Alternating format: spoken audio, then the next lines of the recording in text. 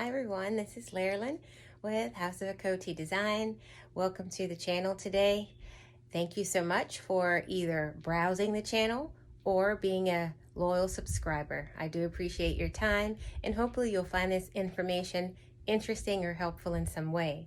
For those of you that are new to the channel, just a reminder that this channel is all about sewing. My love for sewing, sewing tips, sharing projects, some of my designs. Sometimes you'll watch me doing pattern making, currently refurbishing a vintage Singer sewing machine, and sometimes showing makes for some of my clients. So what am I working on today? Today I have in front of me a commercial pattern. So how do you guys use commercial patterns? Typically I would just either cut out the size that I would need if there is, there are additional lines for multiple sizes, and blend, for my changes of the waist or the hips. Usually those are the changes for me. But for this particular one, this is a facing for a jacket. So I actually have a medical table paper that I use because it's transparent, that I place on top of the pattern. And then I will just go in with my tracing pencil or pen and trace out the line. And I would do this in lieu of just folding the pattern so that it's not wrinkled and I could still reuse it. Sometimes I would just lay out the entire commercial pattern piece without cutting out those pieces, but I've made this jacket before, so the piece was already cut out. Okay, make sure that you still transfer all of your lines, like your grain line here. It's important to get all of those circles that you see here to line up the lapel properly, and of course all of the notches where you're going to match those seams. Okay, so I have my trusty pattern weights, which are just simple washers that I pick up at the local home improvement store, and my pattern drafting ruler, as well as this is really a hip curve, but a smaller version is the French curve that I typically use for the armhole, but I can also use this portion here to trace out the armhole. It's kind of a preference thing. So I usually start with the hem of the pattern, and I just trace around,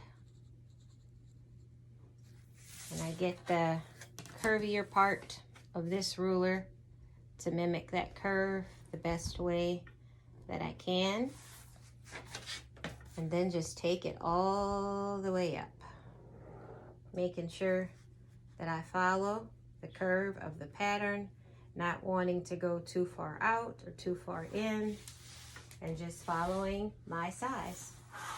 What's important is make sure that you're properly blending. So what I like to do is to trace the shoulder line first of this pattern, and I'll let you get closer so that you can actually see that part. I like to trace my size on the shoulder part, so mine is actually a 16, and if you see through, you can see all of these lines here. So the innermost, of course, is going to be the size 10, then 12, then 14, then 16, and then 18. So if I want 16, usually I go back to my shoulder line that's here, and then just follow that shoulder line down, which is 16 here. And as I bring that line up,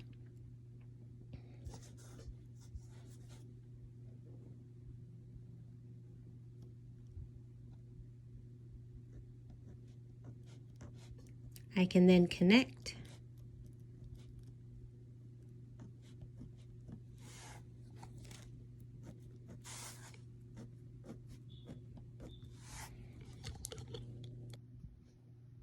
Okay, I'm going to repeat that area once more because I thought that was a little confusing what I just did. So starting at the shoulder is where I usually like to start with the tracing before I merge onto the front here. So if you look closely, this line here is your number 10, then you have 12, and you have 14, and that's my 16. So you want to make sure that your line is lined up where you want it to be. And then once you found that line here, you're going to follow it over to the other side. And it's kind of hard for you to see through the paper, but you want to keep your eyes on the line. So there are numbers that are listed here, and that's your number 10, and the arrow's telling you that first line is 10. So if you count, you have 10, 12, size 14, size 16, and you know that 18 is the largest for this pattern. So usually I just mark my 16 and I follow that 16 line as far as it goes, and you can see where it meets my shoulder line. So I know that that's going to be accurate, and you want to make sure you try to keep that as straight as you can. And up here, once you get to the actual shoulder, is where everything blends. So again, you're starting out with number, let's make sure, I peek underneath. You're going to start with number 10 here. You can kind of see it through there. So you've got 10, 12, 14, and then I have my 16. Sometimes I just do a quick dotted line and go back and even everything out with my ruler, and then I'll connect here because those lines blend as well. And of course you want to transfer your notch for number 16. And then on the other side, you can see where it starts up here. This is number 18, and it goes all the way out. This was my 16, so that 16 is going to be the next innermost line that I'm going to follow and trace that all the way down, and you can see how it blends directly into this area here. So once you get past this area at the top where those lines are really close and you try to get as accurate as you can to the size that you need, you're just going to blend in and connect it back to the hem where you've started. So again, transferring all of your notches, your circles, everything to help line up your other pattern pieces.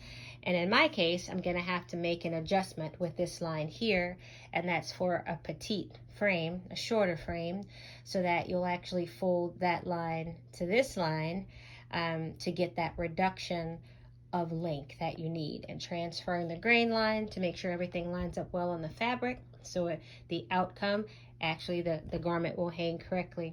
So that's just my quick sewing tip for today on using a commercial pattern and transferring all of your notches and information to a separate piece of paper so that you can actually preserve your custom sizing for future use and not having to alter, the original pattern. You just refold it and put it back inside of the pattern envelope. So hopefully that was helpful, guys. Thanks for watching. Again, this is Leralyn with House of Akoti Design. Please like and subscribe to my channel and consider following me on other social media platforms as well. House of Akoti Design on TikTok, House of Akoti Design and Gifts on Facebook, at House of Akoti on Instagram, and of course on YouTube, House of Akoti Design. Have a great day, guys. Bye.